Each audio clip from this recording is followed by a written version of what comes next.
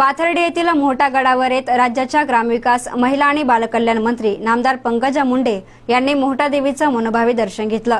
स्वर्गीय गोपीनाथ मुंडे हे दरवर्षी नवरात्रोत्सवाला 7व्या माळेला देवीच्या दर्शनासाठी येत असायचे आणि त्यांचाच हा वारसा पंकजा मुंडे यांनी पुढे चालवला। जनतेच्या आग्रहास्तव त्यांनी 7व्या माळेला देवीचं दर्शन घेतलं।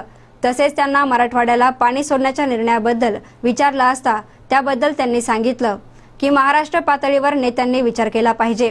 मराठवाड्याला पाण्याची टंचाई आहे आणि हा निर्णय म्हणजे मराठवाड्यासाठी जीवनदायिनी असल्याचंही त्यांनी सांगितलं।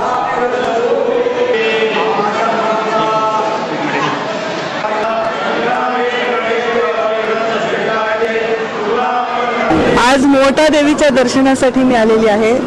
मोहटा देवीला साहेब दरवर्षी यायचे।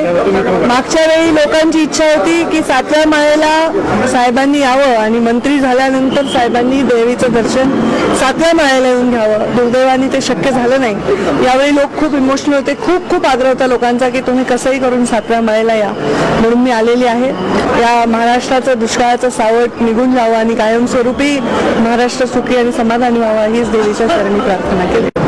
त्याच्याबद्दल मला असं वाटतं की एक महाराष्ट्र पातळीवर आपण नेत्यांनी विचार केला पाहिजे, विभागाच्या पातळीवर विचार नाही केला पाहिजे। सुरुवातीच्या काळात जसं पाणी नगर जिल्ह्यात वापरलं जाताना मराठवाड्याचे नेते काही म्हणत नाही, तसंच जेव्हा आता पिण्याच्या पाण्यासाठी तिकडे मराठवाड्याची जनता तरसत असताना मला वाटत नाही कोणीही माणूस कोणाला पिण्याच्या पाण्यापासून वंचित ठेवू शकतो। विभागीय समतोल राखून एकमेकांच्या हातात हात घालूनच महाराष्ट्राचा विकास होऊ शकतो। तर मला वाटतं जोही संवेदनशील माणूस असेल तो कधीच या गोष्टीला विरोध करणार नाही।